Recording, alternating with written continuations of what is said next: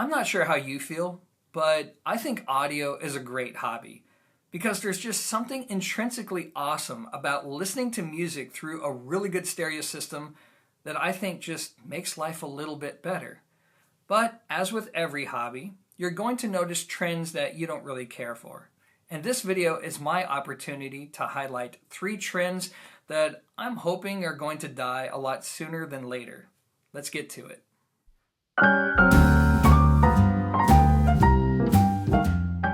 So the first trend that I want to talk to you all about is this whole objectivist versus subjectivist debate that has been raging for many years now. And to catch you up to speed, here's basically what's going on. There are 2 major groups of audiophiles, and on one hand, you have the objectivist, or people who value measured data for a number of different reasons. Number 1, measured data can fact-check manufacturers' claims. Number 2, it can help explain what you're hearing and why. And then number 3, it sets standards, by which I mean if a product measures a certain way, then it's considered well-engineered, but if it measures the other way, then it's considered poorly engineered. And a lot of people find peace within that standard, with the mindset being that if I'm going to spend my hard-earned money on a piece of audio gear, then I want to make sure that money's going towards something that's well-engineered. And in my opinion, there's nothing wrong with that.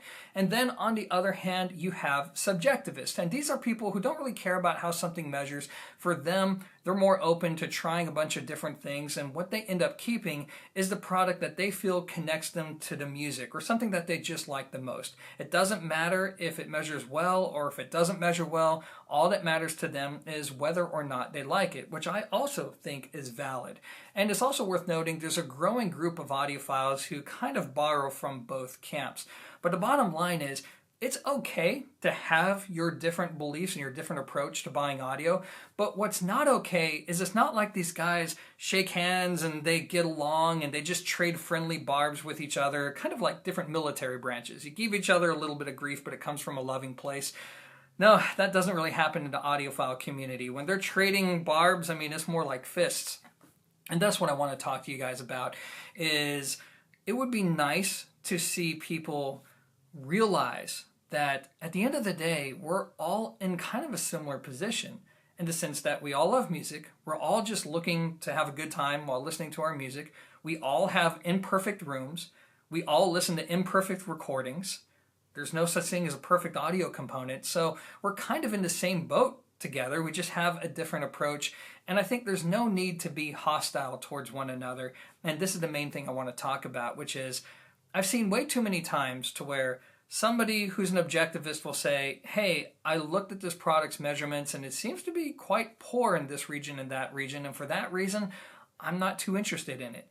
And guaranteed, there's going to be a subjectivist who responds and just gives them a bunch of grief. Like, oh, you don't trust your ears? Did you hear it first? When you go to a concert, do you measure the concert? You know, and all these other different antagonizing posts that just, they don't contribute anything positive. And then I can't tell you how many times I've gone to a forum and I've seen somebody who's clearly new to the hobby who said, hey, I tried a bunch of different DACs or I tried a bunch of different amplifiers. Here's what I heard. Here's what I picked and why.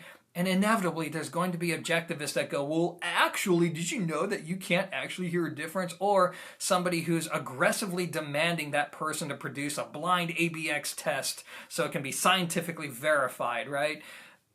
It's unnecessary. Guys, we're just listening to music. So if somebody was going to take away anything from this video, it's this. If you're new to this hobby, just try to drown out that particular noise, right? You have your own journey. Try gear, and as time goes along, you'll probably more align with one side or the other, or maybe you'll remain perfectly neutral. And it's okay to be in one camp or the other. It's even okay to think that your way is the better way. But what's not okay is to openly harass people who feel differently from you. That's something that I hope people are going to eventually grow up and mature out of as time goes on, as we hopefully realize we're all kind of in the same boat together, guys.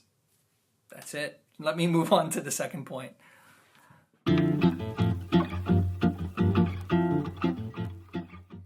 So the second trend I want to talk about are audiophiles and budget snobbery.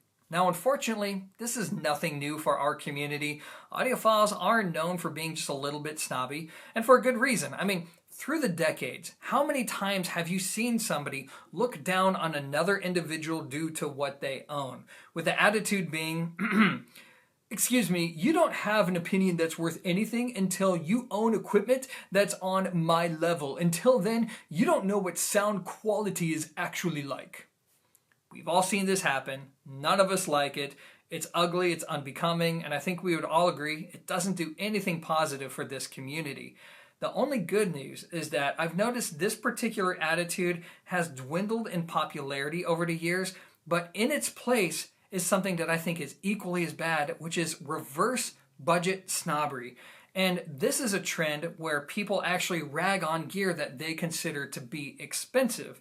For example, wow, I can't believe that person just spent $3,000 on an amplifier. I spent $500 on mine, and I can guarantee you it sounds just as good as theirs. They're so stupid, a fool in their money, right? I am so much smarter and more handsome than they are, I tell you.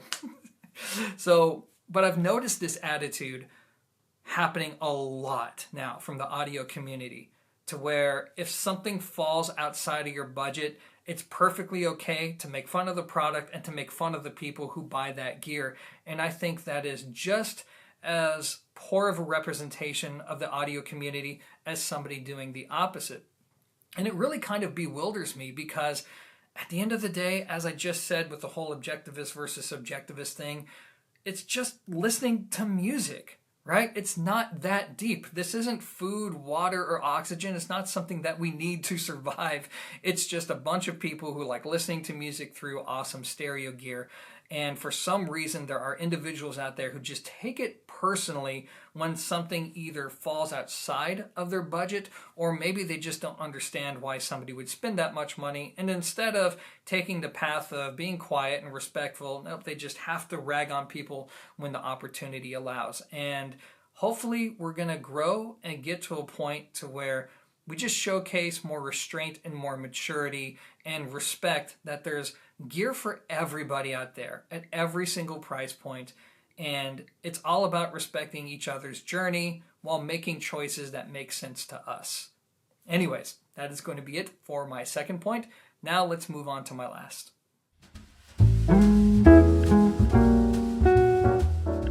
So lastly, let's talk about hi-fi trade shows, or specifically, the sheer number of eye-wateringly expensive systems that are crammed into those little hotel rooms. Now, I know what you're thinking. You're probably saying, Sean, weren't you just advocating for not being a snob about budgets regardless of the price point? And yes, you're right, but hear me out on this one. I'm not opposed to manufacturers showing off super expensive systems at trade shows. In some cases, it makes perfect sense. Maybe it's a new launch. Maybe they're trying to attract a distributor, certain types of dealers, or they know certain types of customers are going to be present. Sometimes it makes sense. But I also feel like a lot of companies are leaving a lot of opportunity on the table by not showing off more affordable products, specifically, of course, if they make genuinely affordable products. Because what I've noticed at trade shows is that because of the environment, it's very difficult to get truly good sound out of those rooms.